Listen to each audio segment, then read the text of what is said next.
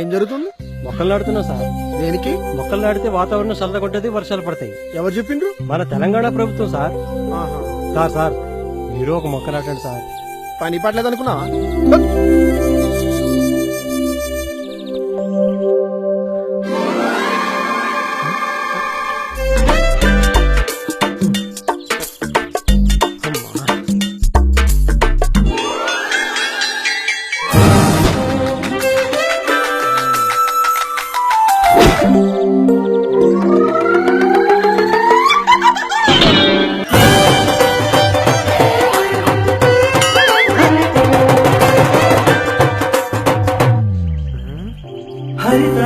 చెట్టు నీడ కావాలంటే ముందు మొక్క నాటండి సార్.